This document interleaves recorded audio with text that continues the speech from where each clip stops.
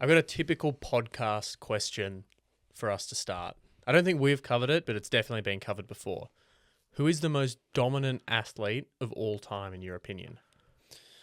When we're saying dominant... Luke Littler. It's a very short career so far. Well, the obvious, He's been pretty good, though. The obvious ones are Michael Phelps, Mm-hmm. Wayne Gretzky, Yep. Larry Bird. He's better than all the other basketball players. And One of your last takes didn't go down too well with a lot of people on social. Max Verstappen. yeah, Max would be up there. But I would say Sir Donald Bradman. Yeah, I was going to say, what about Australians? Can you name any Australians that you consider the most dominant? Cameron Smith, The rugby league player or the golfer? the rugby league player. Mm-hmm. Then it would be Don Bradman. What's his name? Shane Warne. Chalmers. Oh, yeah, with the lizards and stuff. Yeah. What Yeah, if he's I good. was to tell you that today's story is going to be about someone that arguably is better than all of those athletes? And Hogswash. you've probably Poppycock. never heard of her. I know some listeners have, but I hadn't until I started looking into this. This is the story of Australia's and the world's most dominant athlete, Heather McKay.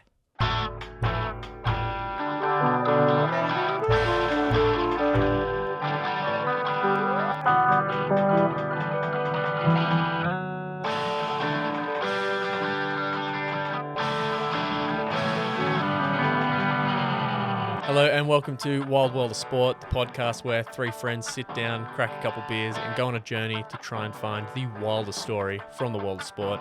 My name is James Wybrow. I am your dominant storyteller today. I don't know if I like that. We're talking about squash, so I'm your squash umpire, referee. I didn't look up what the referee's called in squash, but I'm James Wybrow. Where does the referee stand in squash? Are they like out of the room? They're in the wall and they get a little slit like in prison to look through.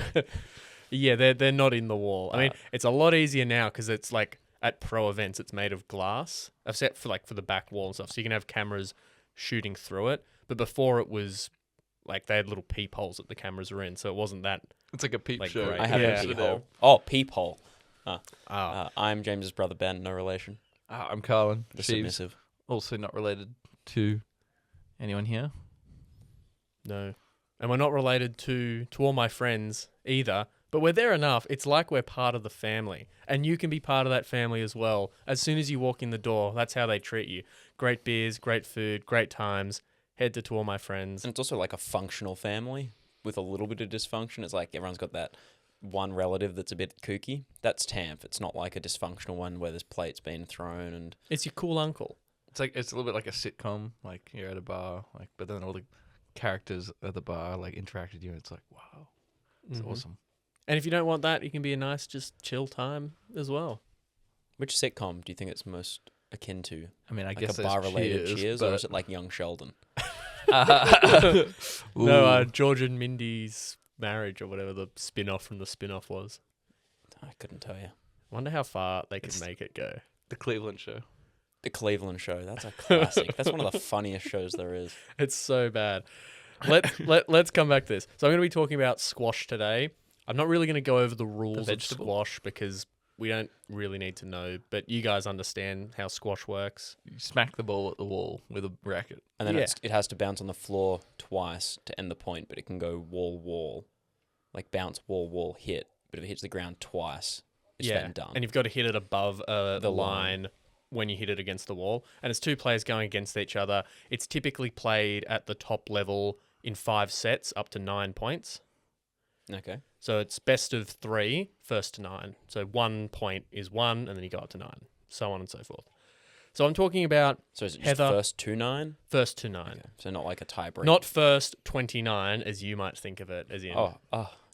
I had a squash court at my school. I would like you to know. Bougie. Oh, wow. Yeah. It was in Weird the back of the flex. swimming pool.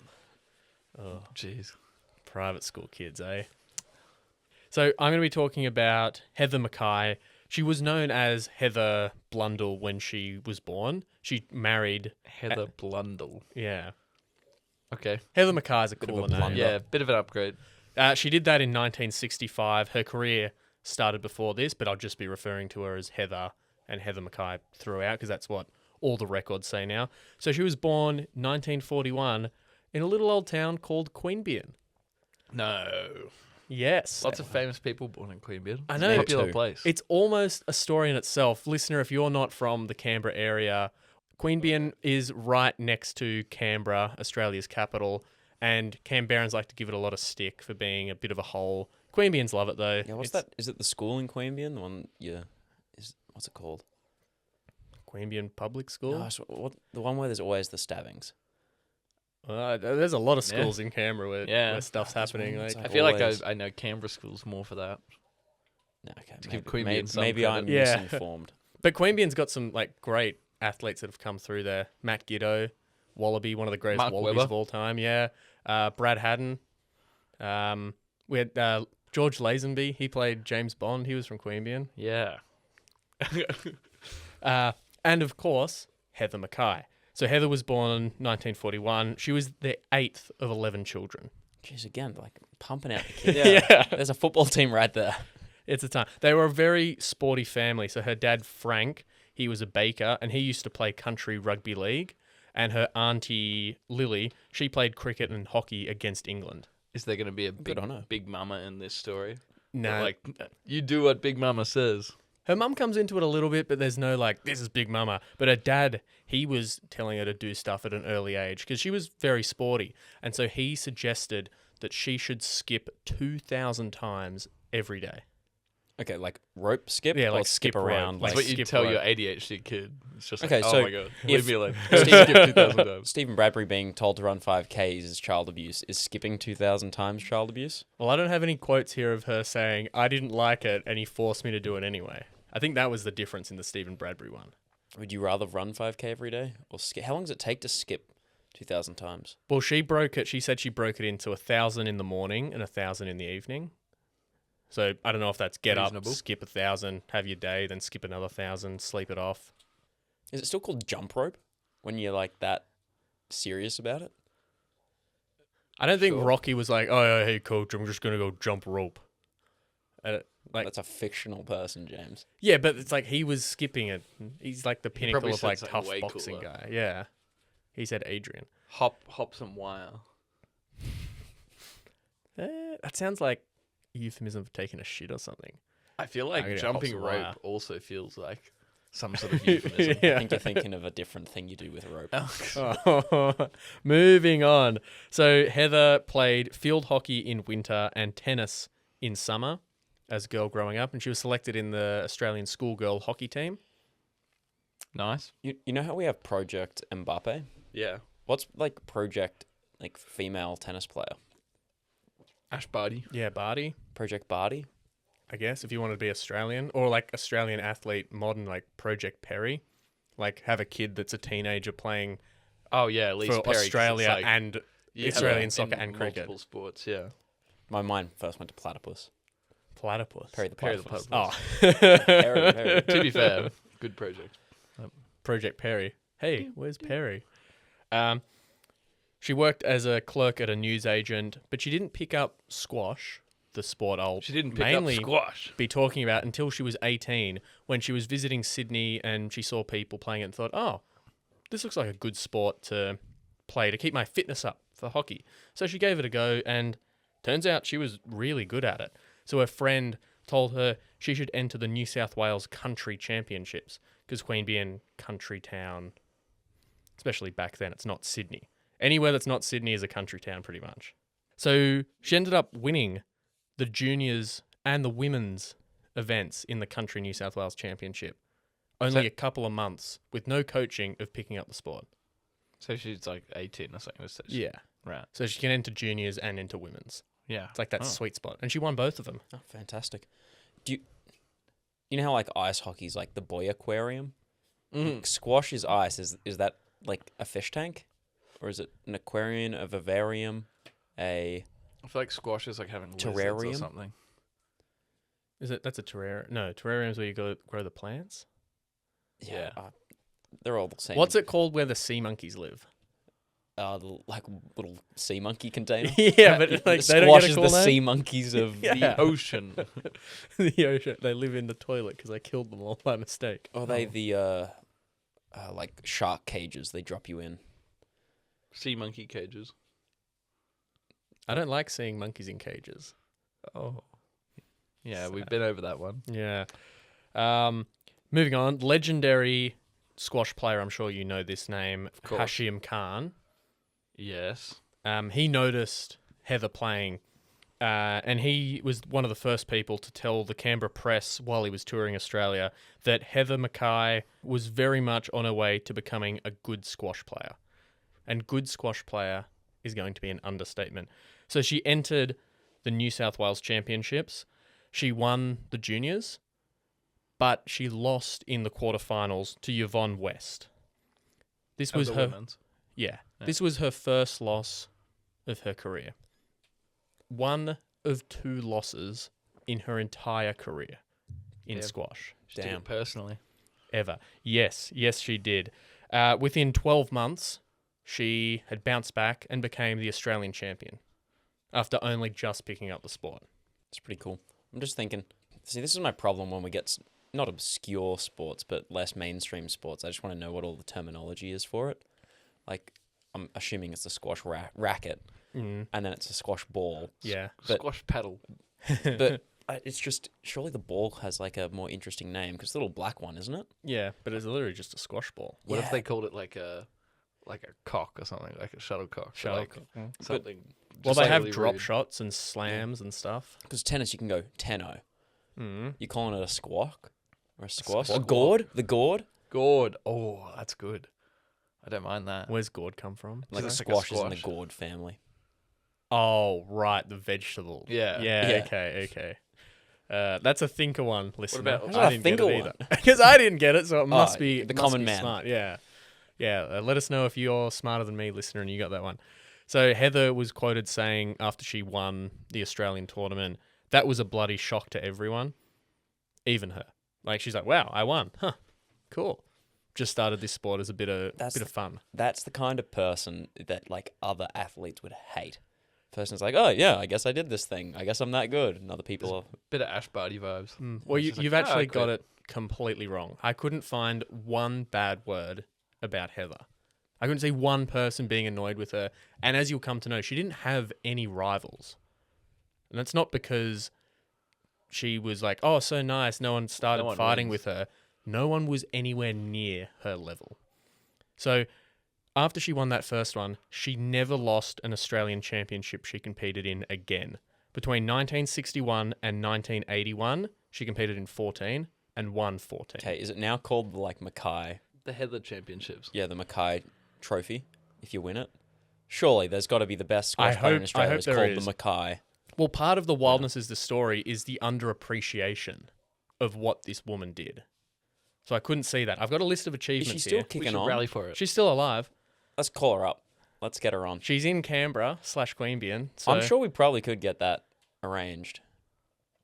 we'll come back between the turnaround between recording and release date. Maybe not, but who knows? Maybe I'll get her on the. If she's on the radio. underappreciated, we got the market here Yeah. to then be able to. Start a Bring her campaign. See if we can beat her and get a named squash. after her. She said later, speaking about her first win, even when I won my first Australian championship, I still didn't know how to play that well. So she's new to the sport. Like all sports, there's little intricacies of how you move, where you play, what you do with your opponent that you just pick up. You can't teach it. You just get it over time of hours on task. And she didn't have that yet. She just had raw, unbeatable skill. How can you be so critical of your performance if you always win? Like that's an impressive skill. 'Cause Well- it's like how do you find your flaws? Well, the best of the best, they don't compete against other people. They compete against themselves. Yeah, I know, but that's impressive. But if you don't know the rules- have such introspection and no. Did she do the Bill Fong technique of getting all the books from the library to learn how to play, or to just pick it up in competition? That's a fault. You did the wrong thing. I didn't see anywhere of her getting books. What do you think there's more of, squash books or bowling books at the library? Squash books. Yeah, because you might also get like farming stuff about squash. Like when Okay, forgetting about the farming It's like one. a keyword search now. but I guess in Australia, bowling, you probably would get cricket stuff as well. Yeah, or like lawn bowls. Yeah, true. I feel like squash would come up more, potentially, but maybe not as in-depth as some bowling books may have information on. Sounds like a field trip. To the library. Yeah, we can Oh, start one of those- low, go to get just back the to library. local one, and then we'll hit up the National Library of Australia. Do one of those like challenge videos where we all race to then find a book on Bowling and squash. Bowling and squash. You got to get Ooh. all the sports that we mentioned. Oh, what's the most obscure one we've done so far? Monkey fighting. There'll be a book on blood Bobsled? sport. Pigeon racing? No, I guess not.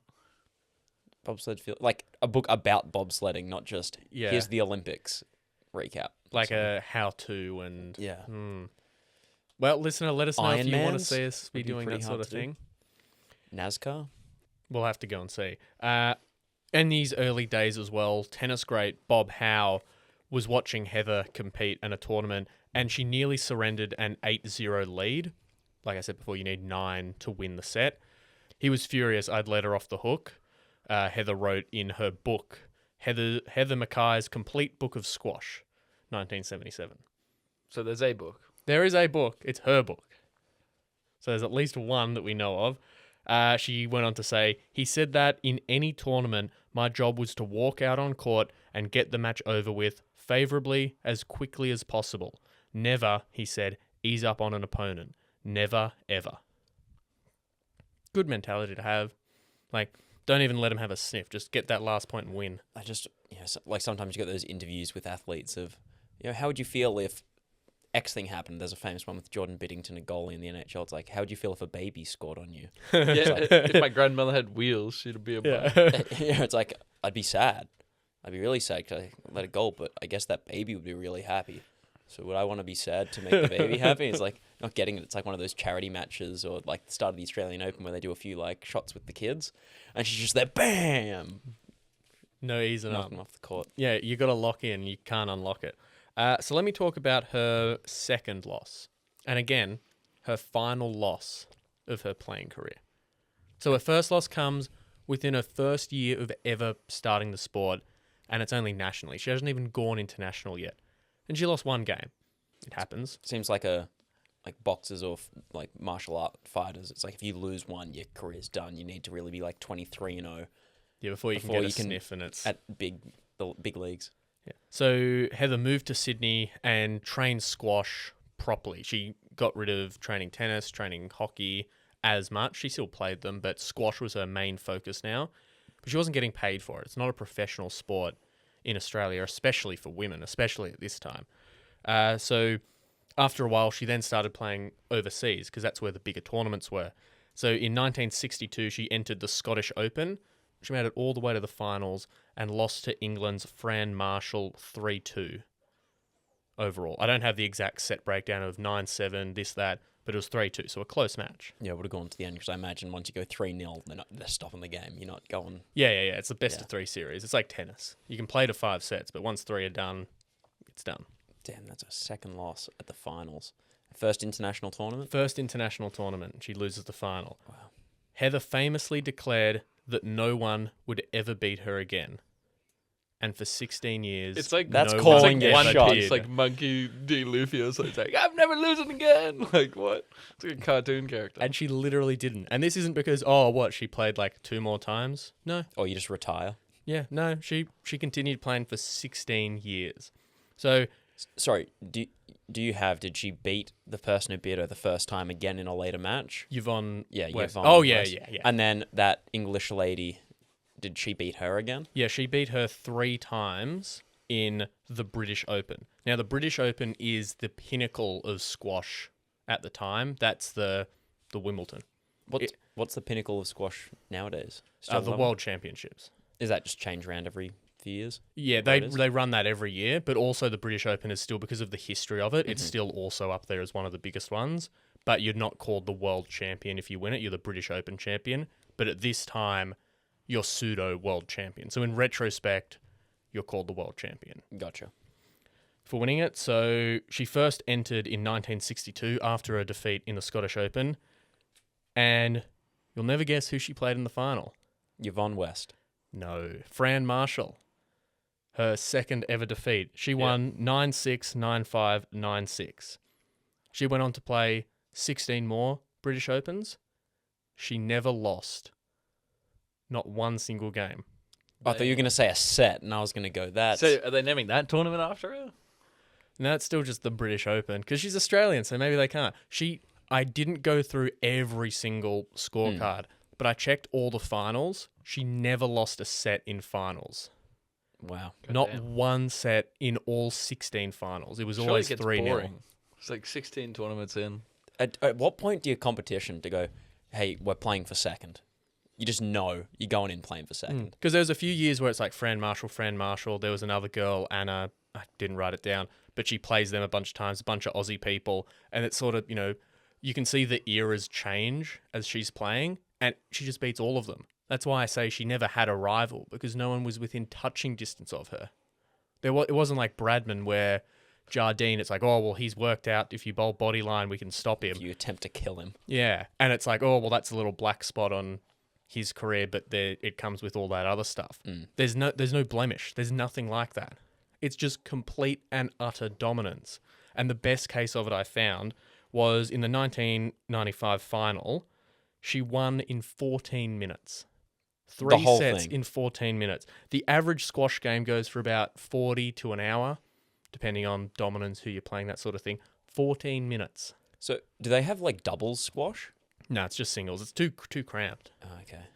But in that 1965 tournament, her on-court time for all the matches, there's 6 rounds. The top seeds don't play the first round. They have a bye. So 5 matches. She was on court for just over an hour. Damn. So Efficient. She swept She the showed competition. up, just like beat him, walked away. That's great, because I remember like the Ash Barty, the last win she had at the Aussie Open. It was the fastest ever win at the Aussie Open in like time on the court. Damn. Yeah. And that was like a big deal just for how dominant Ash was then. Didn't she announce literally that tournament? That she was I'm just retiring? done. How coldest moment. Go out on top. Better to retire a year early than too late. Yeah, leave everyone wanting more. But I guess then it's as well like... We'll see you next week. So I could keep going on and on and on about these scores in the British Opens, but she's got a quote there that I'll get to, but it becomes a bit boring, like you said. It's just like, it's the same thing again and again and again. Like, I guess, can you really change it up from squash to... They didn't have pickleball then. Or what's the other one? Paddle?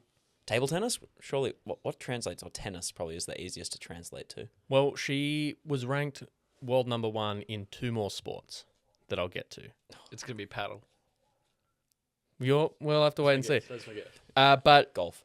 after all these British Opens, they set up the Squash World Championship, which is the pinnacle. That is now, you're the world champion if you win this. So that was set up in 1976. And they banned her from competing. No, she won. She swept the competition again. She only competed one more time in 1979, and that was her last world champs. She won that, obviously, of course. But let me tell you a little bit more about who Heather is, like, so you can get a picture of her in her head, because she's a bit of an Aussie character. Like, she's pretty cool. So she was 5 foot 6 inches and under 60 kilos when she was playing. So small person, but she could move around the court, and she could... It's like the Messi of squash. Yeah, she could generate, from all recollections, so much power in her shots for such a small statured person. Like, just the way that she could move just left everyone floored. Her RAS score would be like a 10. She was also an avid smoker until the age of 25. Did she exhale, though? I couldn't see, but she'd smoke about 20 ciggies a day. So a pack a day. You've heard it here, guys. Smoking makes you better at sports. Michael Phelps ate Maccas exclusively at the Olympics, and he was a great. Usain Bolt did KFC. So Heather does ciggies. Mm-hmm. So Lance Armstrong, put pig blood in him. Yeah. Louis Armstrong. He went to the moon. He didn't. That's the joke. When Heather was asked later in her career, once it was all done, about the training programs that we have now, there's School of Excellence, there's nutrition, there's training, there's all this, sleep stuff. Asked what do you think of all this? She was like, they need to have more ciggies. Well, she said, for 15, 16 years, I had a steak and salad before I played, 4 or 5 hours before I played. So no, we had very little help. It was just her smoking ciggies, eating steaks. Like, yeah, I'll go play. That's kind of a purer level of sports, though, because now it's all like post-birth eugenics of just trying to engineer someone to be their physical peak, where it was before it's just you had to have the talent. Yeah. You just had to be them. It's you like had to be that Jamie Vardy person. style. It's like you smash a Red Bull and some eggs and then it's like, off you go. Well, there was another quote I came across. I didn't put it in, so I can't get it right word for word, but she basically said that a lot of people have raw talent, but a lot of people don't do anything with it. I did something with mine. So she trained really hard herself, and she kept playing tennis, kept playing hockey, played squash at a really high level, and would train almost every day. It just wasn't I've got to make sure I sleep at least. Oh, my score says I have to be 7 hours and 45 minutes is my optimal, and 2,804 calories needs to be the perfect amount for me. It was just vibes. Yeah, well, I guess like Nick Kyrgios, local, Federer said he was the most talented player, I think, of all time.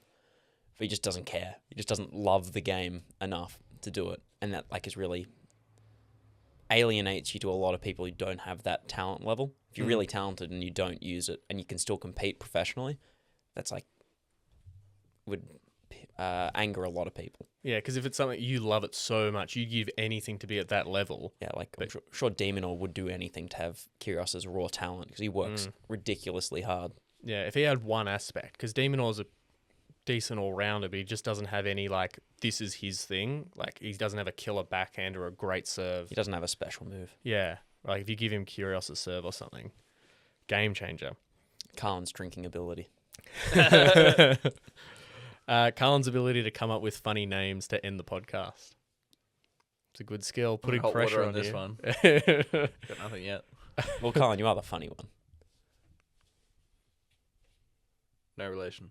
Yeah, that's just Classic Carlin. Carlin. You're a comedian. Tell a joke then. It's, what? I've been getting a lot of those Improv groups. the improv guys. Oh, I'm yeah, recording for my own safety. And he's like, do you want to hear a piss joke or a something else joke? Well, I'm doing the piss joke. I thought you were going to talk about the ones where it's world's worst doctor. Yeah. And then, they'll step in and do a thing. Well, oh no, he had a really good one. It was I actually had a proper laugh at it and then had to show it to someone straight away. Not even send it on reels. Had to find a real person to show it to. And it was, it's that new studies have shown we eat 2 credit cards worth of microplastics every year. And my question is that in addition to the credit cards we're all eating? I had one last week and it made me really ill. But that's because I realized it was expired. I thought that's really funny. That's pretty. It's good. It's good. During Heather's career, she made practically no money because this is amateur. It became professional. Yeah, well, Was she imagine sponsored how by cheap cigarettes? ciggies were then. They probably Yeah, did what's have her favourite cigarette brand? sponsorships. I didn't These find are the it. questions we can ask when we interview. Yeah, her. were you a Winnie's girl or... Marlboro, Yeah, I was trying to think of another brand. I just know Winnie's is it's a classic. Wee Blues, In Chester. Rothmans. And during her career, she worked at a squash centre in Sydney as her job. So you can train, you can work, you train, you work, train, It's you a bit work. like Hannah Montana, She's a double life. Is it a double life? It's just the same of life. both She'll have a name tag with She'll Heather learn on how it. to take it slow while you rock out the show. Were you a Hannah Montana fan? Still am. What do you mean was? Is that's Miley Cyrus, right? No, different people. Oh wait, one's Hannah and one's Montana. Is that No, Hannah Montana and Miley Cyrus are 2 different people. like twins, No. sisters, friends? Unrelated. He's making a joke. Because they're the same person in the show. No. They are the same person. Or Yeah, they're not? that's the show. Is that Miley Cyrus is a normal person, but Hannah Montana's the superstar, and so she's juggling 2 double life. Okay, does she wear glasses or something? No, she No, puts on a yeah. blonde wig. Yeah. Oh, she wears a wig every day. When she's Hannah Montana, she wears a wig. And she's just Hannah Montana when she performs. And she's out meeting fans. Does she and... sign her own stuff to have the coolest Hannah Montana merch? Hannah Montana is what's her real name? I think she Miley probably... Cyrus? So Miley Cyrus is the kid and Hannah Montana's the musician. Now you're getting it. Okay, I think this. I'm feeling like this is common knowledge that I just Yeah, don't have. this is like basic. I've never really watched it, but even I know. I've definitely watched it. So does Miley Cyrus was she just a Disney thing, or do they still perform as Hannah Montana? No, the show was Miley Cyrus. No, the show was Hannah Montana, and the show's done. And Miley Cyrus is a person. And do they perform as Miley Cyrus? Miley Cyrus performs as Miley Cyrus. Not as Hannah Montana anymore. No, Hannah Montana was a TV show character. Surely, if you're Miley Cyrus, you can go, I'm doing my Hannah Montana tour and be dressing She up as Hannah probably Montana. has done that. But think of it again. She's a Disney child. Wait, she's the one that's like the I Can Buy Myself Flowers song? Yeah. Is that Hannah Montana buying the flowers and Miley Cyrus? All right, Is we gotta that move on. We gotta move This on. isn't Wild World of Hannah Montana. I've got so many questions here about the We law. gotta move on. Get in the comments. Send us a message about Ben not understanding Hannah Montana. And while you're there, make sure you give us 5 stars. I've seen a couple of you have been at it, so good job on that. The rest of you, stop slacking. Write a iTunes review if you're listening on Apple. If you're on Deezer or whatever the other ones are, do whatever they do. I feel like I'm going to start listening on YouTube. Yeah. Yeah. YouTube's a great way to see it. Comment there. I Give it a like. Video. Subscribe. My preferred method of absorbing the pod, like listening back to it, it's on YouTube. Well, I was listening on Spotify because I normally listen. Mm. But, I'll just check the video. Sometimes when I'm at work and I listen to it at work, and then I just smile because I'm like, we're actually pretty funny sometimes. Well, we as in Carlin. Yeah. What? Yeah, it's all the Carlin bits. I'm Laughing like, at yeah. me. No. With. It's always laughing at me. I always Because no one else laughing at me. Well, listening back, I always think, this would have been such a good comment to make or question to ask. Yeah, After I you've think had about that like 10 time to minutes digest later. it. Like, I'll be like, dang it. All right, that's enough circle jerking how much we like our own show. So when it came to travel for tournaments, Heather would take a second job working as a taxi dispatcher because she makes enough at the squash centre to do a living day to day, but she's got to fund her trips to England for these tournaments every year to go and win. Like everyone, I'm sure her competitors are praying like, oh, I hope she goes broke. I hope she can't afford to come because that's the only way she's not winning. They prank call the taxi company, like send all the taxis to the wrong places so she gets fired. When she was 25, McKay was asked by an English reporter why she kept at it when there was seemingly so little compensation for her. She replied, I won't go on the court and slave. I enjoy playing, I love the game, and that's why I keep at it. Literally just the love of the game. Like, big baller, just respect. I guess also, if you're the best, it must feel nice to be the best. Oh, yeah, it's a lot easier to like keep showing up when you're winning. Yeah, it's like she's never won a game in a tournament. She's like, I still slave away every time. Like, might as But well keep playing. imagine I'm getting the flights to London, and I play for an hour, Yeah, and that's like, it. I've got my flight back in an hour. Yeah, I've flown in 9 a.m. I'm leaving at Do midnight. we have to schedule it like days apart? Can't we just roll it in? Can we just skip to the final, let everyone else play, and have a winner of the tournament, and I'll play them? Or what I'd do is just go, she'll play everyone. She's that good. Round robin. Yeah, everyone at just plays once? her. Like battle royale. Back to back until someone wins. Sure, that would have been if it was happening now. Someone that dominant. It's like dominant. the 300 kids versus Oh, like yeah. 30 footballers or whatever. Heather McKay versus 20 squash champions. But you start with like if she's ranked 1, you then do rank 2, 3, 4 down to then see what ranked person then beats her because she's tired from competing. Mr. Beast challenge kind of. vibes. Heather also always wore a gold charm of a 4-leaf clover for luck. So maybe that was her secret to success. It's kind of crazy to think one Mr. Beast challenge, you'd earn more money than your entire 16 years dominating the British squash If you championship. get your paycheck from work, you've got more money than being the world champion squash player. Listener, if you hear an ad, we've earned more money than Heather did in her 16-year domination. She also prided herself on being neat and tidy on the court and said it was undignified and impolite to dress sloppily when you played. Yeah, do they have the same rules like Wimbledon where you have to wear white when you compete?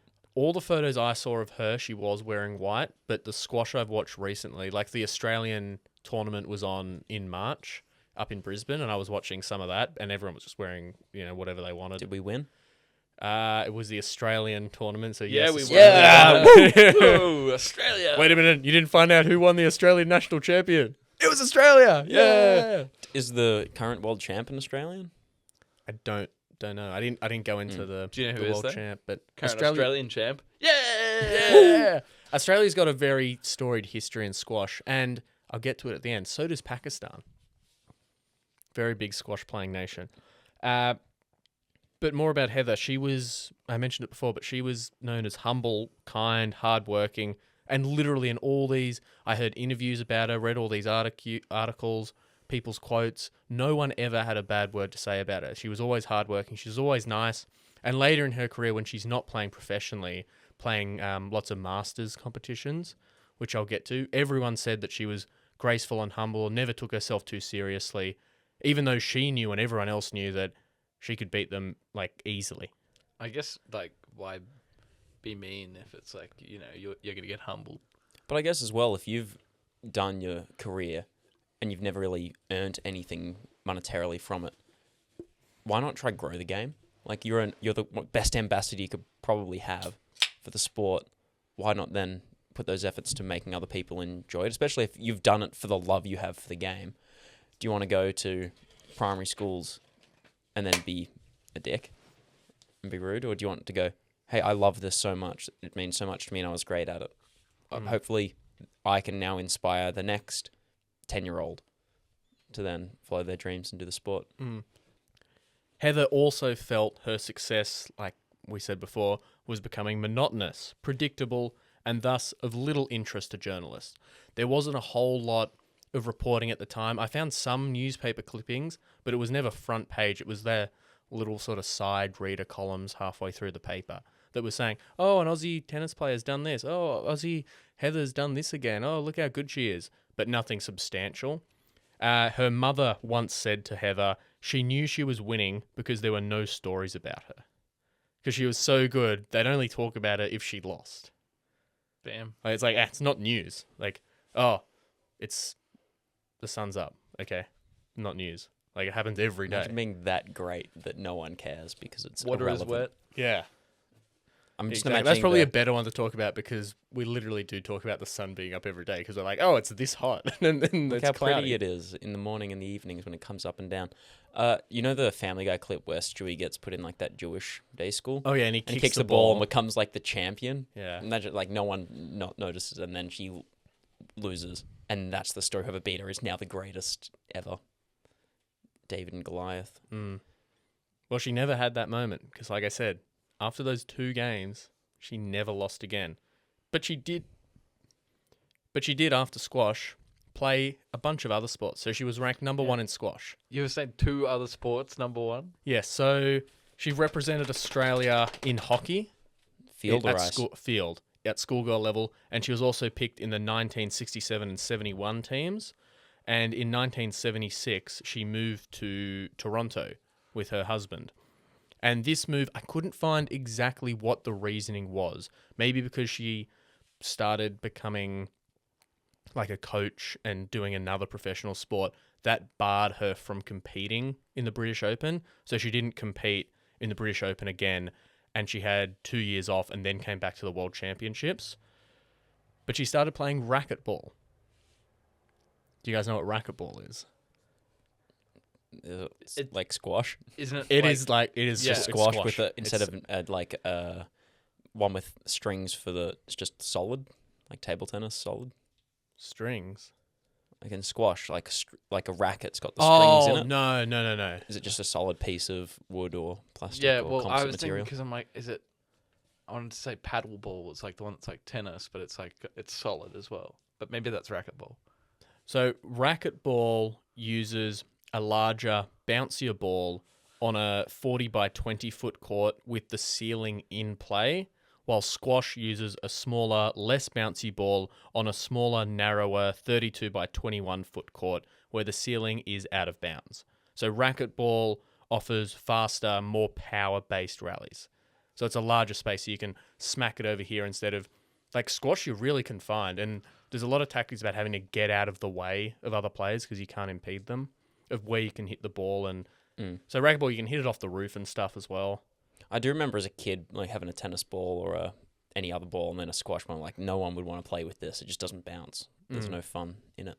Yeah, and then racquetball as well, because it's bigger and more powerful. You've got to have a lot more fitness, where squash can be a lot more endurance because the rallies can just go on for so long. Because All 14 minutes.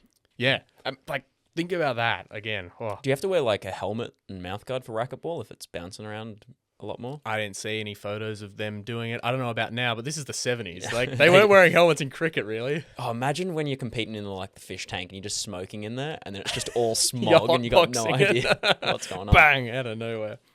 So, in 1979, she would become the American Amateur Racquetball Champion before winning the American Professional Racquetball Championship 3 times and the Canadian Racquetball Championship an extraordinary 5 times. Well, we all know as soon as you win the American Championships, that's the world champions. Yep. That's exactly what I Yeah, she's the world she was the world champion again. So, she is regarded as the greatest racquetball player of all time. She held, in her 7 years she was playing, she held the number 1 spot for 3 years, the number 2 spot for 2 years, and I think it was only 6 years. And there was one other year where she was ranked 7th. That was the year she started the sport. Man, to be honest, to be best of all time, like GOAT and only be best 3 years. Well, number 1, but it's the amount that she won. Yeah. And remember, she started playing racquetball at age 38. So in all these tournaments, God, she's wow. beating like the young, like the 18-year-olds and the people that are like in their peak at Whippersnappers. 26. It's like, this is going to be easy, Grandma, and then you get whooped. So her undefeated record didn't transfer to racquetball. However, in the Women's Professional Racquetball Association, her win-loss record was 118 to 20. So still like Phenomenal, yeah. a phenomenal win-loss It's like record. 7-1 And percentage. she advanced to finals in 37 of the 43 tournaments she entered professionally. Surely she's in... Squash must have a Hall of Fame. and There is a racquetball. Squash Hall of Fame. Is she in the Australian Sports Hall of Fame? I'm gonna get to Okay, I was everything that she's in. I'm gonna get to everything What was she's it? What in. was her win-loss record in squash? We know it's something to 2. So it's something to do. So I don't have. See, this is the other thing. I'll get to where I got this story a little bit later. I feel like I just keep saying, I'll get to this, because you keep bringing it up. But there's not a definitive list. There's another person that, how many wins did they have? And it has it there, partly because, 1, they're a man. So it's just taken more seriously, unfortunately. 2, it was in the years after the sport became professional, so there was a lot more record keeping. And 3, it happened in a shorter time span. So for Heather, she's a woman, the press don't really care about squash, and it's not professional. So I've got all these British ones. So she won 5 times 16, plus the 2 world championships is 5 times 2, plus then all the Australian championships, that's another 5 times, what did I say it was? 16 for that, or 14. So that's a lot of matches, not counting all the other tournaments that she's playing around the world and in Australia. So a lot of matches to 2. Yeah. Like Wow. at least 200. What was just from those numbers? Yeah, I wonder what the... Because, like, not the... It's man or it's professional now, but what's, like, the pool of athletes in the... Because I know, like, the Margaret Abbott story. She won the Olympics. We're competing against 2 other athletes, and the rest were just Well, they were still like socialites. Australia had a decent squash scene. England was big, like I said. Pakistan, a very Commonwealth sport, Yeah. but it wasn't the competition was non-existent. Not because the sport was really bad, because she was just so good. Because I guess, like, tennis, you go top 200 ranked players. It's not a big pool of competitive players either. How dominant have the champs been since? Yeah, that's a Not- great question. Well, there's one male player who was exceptional in his dominance. He won 10 British Opens in a row. Was that Khan? No, that was Jahir. I'll get to his story in a little bit. But of those professional tournaments, she 37 finals out of 43. She won 20 of them.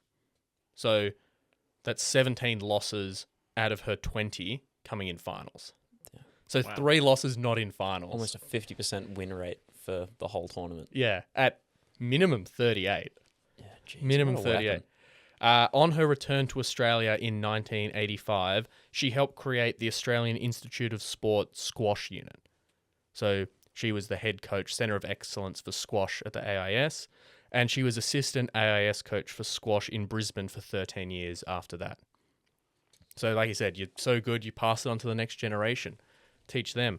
She played at Australian and international masters level. So that's competitive sports for anyone over 35.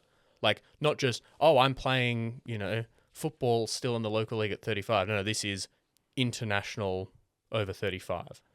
I've just had a realization. Like saying if you can't do, teach. Yeah. In my head, it's always been like, you're not good at it, so you teach it instead. It's the actual meaning of it. You can't do it because of a circumstance, but you're so great, you'll end up teaching. Like, Heather can't do it anymore because I'm too old.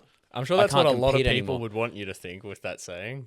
Yeah, but it is true for a lot. Because you wouldn't say, "Oh, Heather, you can't play. You just teach squash." No, you were squash. You were the champ. You can't compete anymore, so now you're going to teach. So if you can't do, teach. But think about it, like what it didn't work. Like Wayne Gretzky, arguably the greatest hockey player of all time, he couldn't coach. He did not care about anyone else or their development. Yeah, because it's like, I can do this, you should be able to too.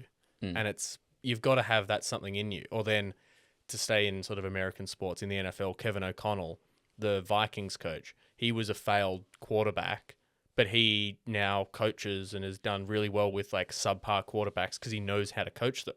Because he's like, you can do stuff that I can't, but I've got the brain for it. Like, I wish I had your physical abilities. So I guess it's the best of both worlds to have someone as nice and humble and knowledgeable as Heather. She sounds like a lovely person as well. And everyone always said that, like, oh, it was always an honour to play her, and we always looked up to her. And then after, to have her coach, it was always amazing. And she'd go overseas with younger athletes and help them. It's scary to go overseas for a tournament and stuff. Imagine being so good that you could beat second place in the world championships and then go, oh, when you did this, you should actually do this. It's better for you. Because you go, this is too easy for me. I want my competition to be better. Like, you're coaching your competition while you play. I don't know if she did that, but oh my God, thank you. Like, oh, I love that. Oh my God, I'm fangirling so hard. Get in their mind. So, for the over 35s for the Masters, she didn't play at 35. She was 38 in her 40s, winning racquetball. So she won 2 over 45s and 2 over 50 world championship titles in tennis. And she was ranked number 1 for veteran tennis. So over 45, over 50, best player in the world. They like lost arms. Yeah. What's another racket sport that... Ping pong, paddle ball. Badminton, yeah. Did you ever play badminton? I didn't get a badminton, but hockey... badminton would have anything with a stick easy, or something. I played badminton. It feels like slow motion tennis, Oh, yeah, sometimes that comes quick though. It does come the quick, way the pros are hitting them though. Yeah, I guess the way we hit it around. Yeah, like when I played at school, felt like slow motion tennis. And at age 60, she won the World Masters single title in her category, and as well as being a member of the winning Australian women's team in the same event. So just continued winning throughout her whole life. You said she was playing field hockey for the national team. Did they win like the World Cup? She wasn't playing in World Cup years, and it was a little bit funny. I couldn't find again, it's back then. There wasn't team lists and all these results, but some were saying she was selected in the teams, but because of her squash career, there was a bit of conflict, so she might not play many games. So she was selected in all Australian teams, but I don't know how many games she actually played. Hockey wasn't one of the things she was ranked number 1 in the world for. Yeah, it's like, oh, okay, I've got my squash tournament. I can't be at this one. I can come maybe later. Give me an hour, and I'll be back. Squash, racquetball, hockey, Madrid. In that order. In that order. She also won 9 Australian seniors single titles and 4 doubles titles. In 2001, she won the ITF World Veterans Championship in the 60-plus age group. Sorry, is squash an Olympic sport now? Or was it? It will be for 2028 for the first time. Bring it back. So that's one of the reasons why it's not as publicised, because it's not in the Olympics. Now in her 80s, McKay still plays tennis at a hit-around level. YMCA, elderly programs to keep fit. What a legend. We should play her. Oh, 3-on-1? We'll do doubles with her. Honestly, if we did squash, she'd win. Oh, Yeah. 100%. So do you want to hear her list of achievements? I feel like this has No. all just been a list of achievements. Yeah. You're like, yeah, please, let's sum it up. So 1967 ABC Sportsman of the Year. She was the fourth woman to win that. It wasn't then changed to sports person yet. 1969 appointed member of the Order of the British Empire, so an MBE, for services in sporting and international spheres. 1967 and 71 named in the All-Australian Hockey Team. 1979 appointed member of the Order of Australia, AM, for services to the sport of squash. 1985 Sport Australia Hall of Fame inductee. 1997 US Racquetball Hall of Fame. 2000 Australian Sports Medal, as well as the Squash Australia Hall of Fame. 2001 Victorian Honour Roll of Women. She was also inducted into the ACT Sports Hall of Fame. I couldn't find a year for that one. 2018 appointed Officer of the Order of Australia, AO, for distinguished service to squash as an elite player and coach, as a pioneer on the professional circuit and through support of young athletes.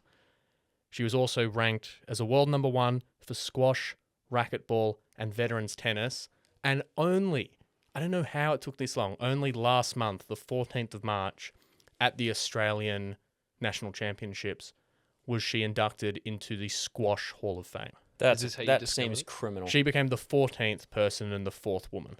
It seems criminal to leave it. Maybe do they have rules if you have to be retired for so long? No, because she was one of the oldest people to be inducted. Yeah, okay. I was thinking maybe it's you were still a coach and showing up to events, so you're not actually retired. Yeah, So I we don't can't know do it, exactly, but but part of yeah. it could be the non-professionalism of the sport, even though it was as good as you could get. That Like, feels like a massive PR win just to put her in as soon as you start. But can maybe a silly question, but can women be knighted? they get damed. Damed. So Dame Why Edna, hasn't she Why hasn't she been damed? Well, that's a conversation now that I've finished the story. I can tell you about where I got the idea for this story and the man that is the rival for this achievement, or we can talk about why we think she's not as well known. What do you guys want? You're like the listener, so you can tell me instead of them, because they can't tell me right now. Unless. I don't want to hear about this guy. Seems like he's the guy version of Heather McKay. And I don't need to hear about Is this the dude that won 10 championships? Or? Yeah, so I'll just do it. I'll just do it quickly. Override you, Ben. So I got this story from an Uber driver. Shout out Uber drivers. We were shouting him out the other week, and he said, "Do this story on Pakistani squash legend." I might butcher this. Jahangir Khan. So he was born 1963 when Heather was beginning her ascendancy, and he is renowned for an incredible 555 unbeaten run over 5 years, between 81 and 86. It's a bit debatable how accurate this number is. Some people say it'll be higher because of other exhibition and tournament matches. Some people Pele's lower. goals. But that is backyard. regarded as the greatest squash feat or whatever. And I was like, wow, this is a cool story. And then I came across Heather. I thought, well, she's got so many more accomplishments. And I've talked about how amazing this person is. Nothing apart from how great she is super wild. So the wildness I'm going for this story is that she's so unknown. Like, when I told some older people that I know that I was doing this story, they go, oh yes, I think I know her. No one in our age group ever heard of her. When you look up, I was looking it up for research, who is the most dominant athlete? Who is the most dominant Australia athlete? The most dominant dual sport athlete? Heather never came up. That's crazy. In none of these searches, it was never a thing. If you're winning 110 games a year for 5 years, and that's the most you're playing, what was the year that Heather, she got 16 English titles post that first loss? Yeah. So you Well, played. she didn't lose. She never lost an English title. Yeah, so that British Open. the second career loss Was the Scottish in 62. Yeah. And then she won her first British Open in 62. Yeah, so she's at a minimum gone 16 years. So even if you say she's does a third of the games, still more than that Pakistani guy. Yeah. So yeah, what a silly title for that guy. Yeah. And then you think, like, when I looked up, who's the greatest athletes? And you guys named them. Bradman, Phelps, Gretzky, Tiger Woods for golf, and Joey Chestnut. He's not very good at driving though. No. Joey Chestnut. But Joey Chestnut. Yeah, Joey Chestnut's a weapon. That's a wild story, but not Heather, who arguably, I think listing all of these feats, we can say she's the most dominant Australian athlete of all time. Let's start building it. Most dominant female Australian athlete, without a doubt. Most dominant Australian athlete overall. Yeah, I'd say yes. What about in the world? From what you've said, I couldn't think of someone that has been more dominant. But the only caveat I'd put to that is how known and how popular the sport is. Because, like, if you go, a lot of people say LeBron James is the greatest of all time for the longevity of his career in such a competitive sport, where you go, there's 12 players on each team, and if you're not good enough, you're just gone. To then be playing for so long, whereas in squash, how many athletes who could have been amazing at squash went to bigger sports would be the only thing, but you can only compare within the thing that you do. And it's not a usual thing that you just, I'm playing squash as like my backseat thing, and I really want to play tennis. And now that I've played squash for 5 years, I'll go and be a pro tennis player. Like it's the sport that you do. And a part of the reason I think she's not as well known is for the bunch of lists that I had there that it wasn't professional, it wasn't televised much, it wasn't reported on much. She wasn't paid. She was also a woman, and like squash then, it wasn't in these glass arenas. It was really hard to photograph and then in the concrete box report with glass on the top. And the ball's so small and going so fast. But I think it's like, hard to say, is she the best in the world? There's an argument to be had, but she's not in the argument. And I think that's a travesty that someone this elite who doesn't have there's nothing in there that I could find that was a blemish in any way on her. Like, she smoked 20 cigs a day when she was in her early 20s and was still dominant in the, 60s. Okay? Like, what? Who wasn't? Look at the circumstances and time for that. Like, it wasn't like, she was really racist and you're trying to make an argument about, the time and stuff. It's like, there's plenty of people not doing that. But no one knew smoking was bad. Yeah, smoking's good for you. It gave was you then. energy. It made you cool. Good for squash players. Gives you good squash lung. But then, so there's an argument for the best. Is she the best dual athlete player in the world? Oh, triathlete. Well, isn't even like try? Oh, you probably can't say Elise Perry, triathlete because that's a. Elise Perry has more World Cup playoff goals than Ronaldo. Yeah. And she Yeah, only played for Elise Perry's a weapon. Yeah. Yeah, so when I looked up who's the most dominant dual sport athlete, Elise Perry came up there. Chloe Dalton as well, Australian woman, AFL. I feel like Elise Perry is iconic and, to be honest, is in two very mainstream sports. Yeah. So Just also the influence you've had on the sport once you retire as well, I think, is a big part for your greatest of all time. Like, if you go, I'm just leaving it here, no one could beat me, I'm never touching it again, that's one thing you could do. But to go, I just love this sport so much, I was so good at it, now I'm going to help people get better and develop and grow the game. I think you can, two different sides you can do. You can do the Ash Barty, I'm done, I'm leaving. And you can do the Heather McKay of, I want to make this I love this so much, I want to be a part of this for the rest of my life. And other people that came up in that duel was Jim Thorpe. So he won the pentathlon and decathlon at early Olympics. So he's regarded as like the ultimate human, the greatest athlete in the world then. He also played NFL and MLB in the early inception. And he was the first one to do that, which is amazing. But there was a controversy where they stripped him of his Olympic medals. So I think that's why he comes up so much in that search. And then Bo Jackson, who was an NFL All-Pro and an MLB All-Star at the same time. That's only one season. That's not across a 16-year career. Again, different sports, different longevity and stuff. But to not even be mentioned in the conversation, I think it's criminal. Yeah, it should be a household name, at least in Australian sports. I'm surprised in Canberra we don't know. Yeah. Yeah. Considering she's from Queanbeyan. Yeah, lives in Canberra now. I don't know her address, but it's Queanbeyan. I like saw a word quote. of She's in the mouth. Queanbeyan, Canberra area, yeah. Everyone knows everyone in Canberra. I'm Yeah. surprised I don't know. We should, not to dox her or anything, but we should find out where she plays and organize a group of people to cheer her on. Yeah, one of those flash mobs. Flash mob thing, yeah. For Or- just support. Or we set up a charity match and we say, hey, we always thought, how funny would it be if you played all these players at once? Do you reckon you could take us three one by one? One of us is racquetball, one of us is squash, and one of us is tennis. Yeah. Well, Good for charity. Listen up. Let us know what you think. And don't go anywhere because we're going to rank where Heather McKay, the tragedy, the amazingness, we'll come up with something in our break where she ranks on our wild and mild board.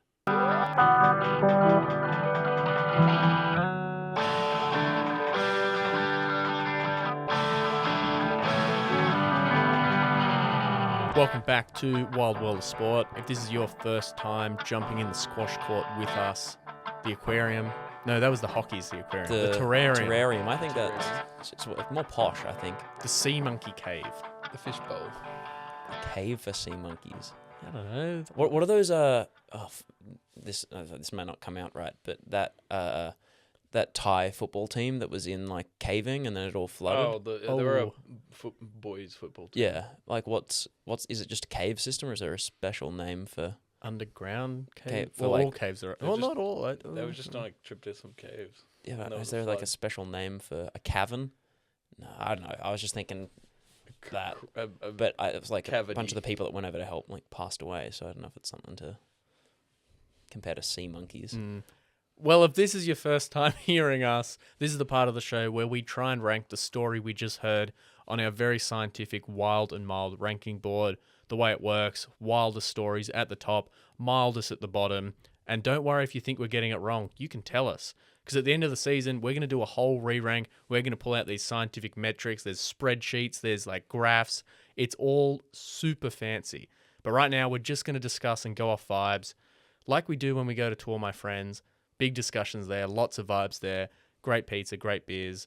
And while you're here, if you're driving, don't worry about doing this. But if you're just sitting on your phone, if you're just cleaning or something, stop what you're doing, go and give us 5 stars, go and leave a comment, go and subscribe to YouTube, follow us on Instagram, TikTok, and text your grandma or your mum. It's almost Mother's I was going to Day. say like your sports team. Put it in like your sports group chat and be like, hey, check out this podcast. It's what Heather would want. Or like text your squash partner. Or any teams you follow. If you follow a football team, I think just comment on the thing. Hey, do you know who Heather McKay is? You should. Yeah. If you don't, you should. So I'll let you guys start the conversation because I'm the storyteller. So of course, I'm a little bit biased on all this. It's a bit of a funny one because it's not super wild in the sense of a monkey driving a NASCAR. I've got a feeling. I've got a general feeling. We have kind of packed a lot of things. I guess we're getting towards the business meat end of the season. We're past halfway. And of course, the board will be on our socials and you can see it right now on YouTube. Yeah. Well, what I'm thinking is, look, I was looking at Stephen Bradbury and stuff and I was like, it's hard to say. For me, I think this is the easiest ranking we're going to do all year. Yeah? Or all season. Number 1, without a doubt. Number 1? Number 1, without a doubt. In my mind. I don't know if I disagree, but I don't know if I agree either. Hit me with your argument, because I'm going so many ways in this. Okay, I can see the rankings being changed, to be honest, because like Dick and Rick being up there, it's like I could see this beating it, but then in other ways, like it depends on what metric we're looking at it. I'm thinking on all of it. Like I'm thinking to our wild and mild scientific metric without spoiling it, but I'm comparing to last season Wilma Rudolph. I think this is wilder than that, personally. The dominance, like changing the game. The game couldn't change because you were that good. No one could beat you, so you could just do your style and dominate it for so long. In my mind, that's changing the game. Like, definitely for like sporting achievement, top marks. There. But it's like the wildness outside of it. It's not the most ridiculous thing ever. Yeah, because the wildest part I'm bringing in, I mean, it does exist, I'm not making it up, but is that we don't know who this person is. In a day and age where athletes are getting so celebrated so much. But like, it is so wild. We've just had the Canberra United game, and they work part-time because there's not the funding to then have to be full-time athletes. Then you go, someone who's the greatest in the world in 2 sports and a world number 1 in a 3rd sport, who then wasn't getting paid at all, had 2 jobs just to fund going to those tournaments to then dominate, and I just go just for the love of the game. That's just wild. Follow your dreams, but that's plus the Aussie. Yeah, the Homer bias. Yeah, but I was thinking it's hard to say exactly, but somewhere in the realm of Stephen Bradbury, just because I was thinking like for the achievement, like because if you think about the Stephen Bradbury story, it's like okay, well, he was actually had quite a storied career, but then also like how he like broke his like Neck. and Almost all of cut his that leg stuff. off. Yeah, like got sliced and almost died and everything. There's some wild elements to it. But I think 99 just out of don't think 100 this story people, can. you say, do you know who Stephen Bradbury is? Australians, I'll go, yeah. And that's Also how crazy in is itself that? insanely Yeah. wild. Just that you've got a legacy that's like, oh, like you could walk up to a random person on the street and say, oh, Stephen Bradbury, and they'd be like, I know who that is. Oh yeah, And not that's not unwarranted. or didn't slip. Yeah. But I genuinely, she sounds incredible, and it's an incredible story, but I wouldn't put it number one. Well, see, I have some gripes with how we've ranked stuff, and so I'm picking what my top story is, which would be a monkey racing a NASCAR. I don't know if he this didn't is- race a NASCAR. He was in a NASCAR He was a race. passenger. That's the That's only like thing. that's like saying I'm flying to Canada, later this week. You're not a monkey. But then it's okay. So you bring those people that bring their service animals in air They're not quotes on the competing plane. in sport though. That's not Plane sport. racing, If Jocko Flocko operated the vehicle, number one without a doubt. number one beats Wilma Rudolph. As soon as he got out and tried to interact in the car, he got banned. All right, fair enough. Fair enough. We're not here to talk about that story. I just think, how can it not be number one? She's still kicking, still playing, and started at 9 years old. So she's been doing this almost 70 years competing. Show And me at any a high other. level winning. Show me any other athlete that has competed for 70 years in their sport. LeBron James, what's he, 40? He's been doing 22 years? Well, Triple we saw like what's it, Kainiska, and like Yeah. all those ancient athletes that we did. They often had quite storied careers as well, because like if you lose, you sort of like have a pretty good chance of dying. Yeah. So It's like death race. yeah, so it like goes on for a long time. So there are things where people have had long careers, and this is like, squash. 16 years without losing. I don't mean to bring the And only anti-squash 2 bias in. games. 16 games. But, okay, 16 years without losing. If we weren't to put it at number one, how can it work? Can it slide in next to things, or No. We can just move stuff down has to go in between. It's things. got to be at least above Stephen Bradbury because of the Australia. Like, she's just like it's so well. I will say then, to come back of Ben's top, the 505 Pakistani squash player. He didn't appear when I searched greatest, most dominant athletes either. So it is just a squash thing, I think. Like, if you unless you played squash, name 10 sports for me. I'm probably not going to name squash. I'm probably going to name 10 other sports first. if like honestly, okay, and I'm gonna be in the minority here because you're all one above Stephen Bradbury, but it's like if she broke her like arm and then like played the rest of the tournament anyway and won, boom. Well, if you ask Yeah. me Up it goes. top sports, my number one would be fedjoring, and then pole vault. I'm a very pole oriented. You're not allowed to thing at the do moment. any rankings. No, on that this was show anymore. no, that was a good list. And when Australia gets further in the World Cup than Brazil, everyone can then. I'll It's be not keeping about those which receipts. country's better at. No, that something. I Oh, you commented said- on. Yeah, I yeah, said yeah. that. And if, also, if you don't know what we're talking about, listener, go and find Yeah. that. But we have to get it. Ben thinks top. Carlin thinks above Bradbury. I reckon just below Bradbury, to be honest. Oh, I'm not letting that happen. Yeah. That is not happening. I'm fighting for Heather. I just look at the other ones we got at the top. Mm. A man goes above and beyond for his son I and pushes think some himself of those physically. should be lower too. Drug addict that got paid to be on drugs and play hockey. Monkey in a car. World's strongest man. World's luckiest athlete. Who is still incredibly good. Guy dies on a horse. I think this is above all of those. The only reason that I don't think so, and I think we're just What's weighing this one? different things. Player dominates for A a lifetime lifetime. and is unknown. Yeah. Yeah. Yeah, which is an incredible sporting achievement. It's not But the then there's greatest some what if wacky, in wild history. thing. It's the greatest who's that Anyway. in history. Yeah. All right, it's not top, but I reckon James gets to whack it somewhere in the middle. That's the So is that the rule we're different saying? splitter. If we all don't agree it's top, then we can't place it top. Yeah, I think that's probably fair. That is Because if probably you fair. average our three spots, you're saying above Stephen Bradbury, Colin's saying below, and I'm saying top. I'm just Above I the have to monkey. go. I think I have to go above Bob Probert just Okay, for the well, optics if I go of. above Pro, just put it all the way because like I think it's above Dick and Rick. I don't think Dick and Rick should be that high either. Oh wait, it's all coming out now. All right, I'm putting her on the top then. We've got Carlin to come around. I just thought for the optics, like the whole thing, like a guy does drugs and doesn't get and is allowed to keep playing. Like, I don't love guess that It's story. not nice. But I guess as wild. well, he did fight It's wild. like 200 times in bare knuckle It's boxing matches. provocative. It gets the people going. I just I have such recency bias as well with these. I love this story, or I just heard. I just yeah. really enjoy the story, but then it's you remember the memorable things from the previous episodes and they stick, and especially if it's a story you told, you've got more of those retention. In a perfect world, maybe for season 3, we could just stop our recording here for the ranking and then start the next show with the ranking of the last episode, so we've had time to think about it and mull it over. But we can't do that now. It's too late. Yeah.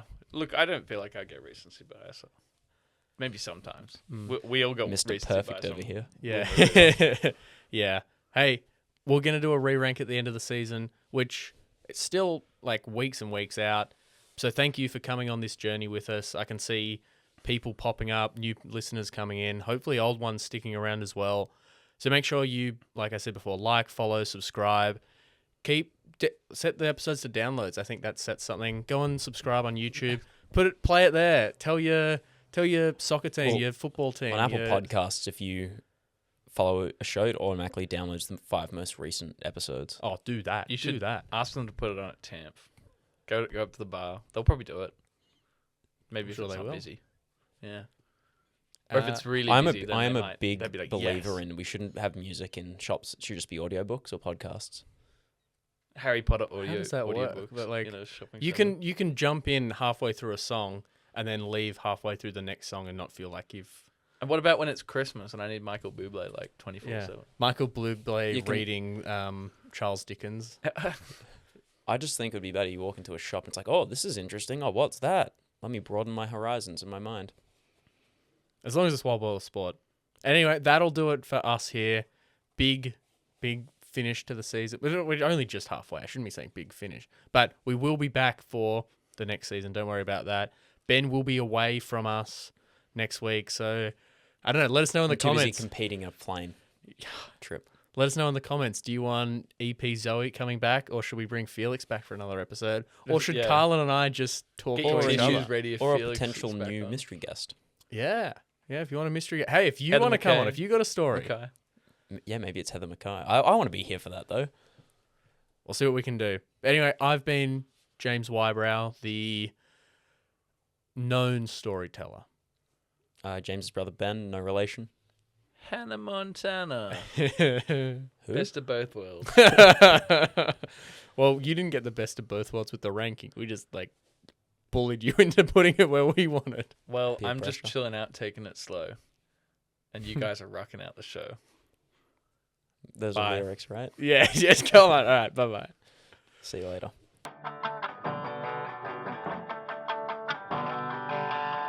We never went to the moon anyway. What? That's a joke, right? Yeah, we've been there a few times. We played golf on the moon. Okay, you Yes, I'm joking. okay, I believe okay, we went to okay. the moon. Whew, phew.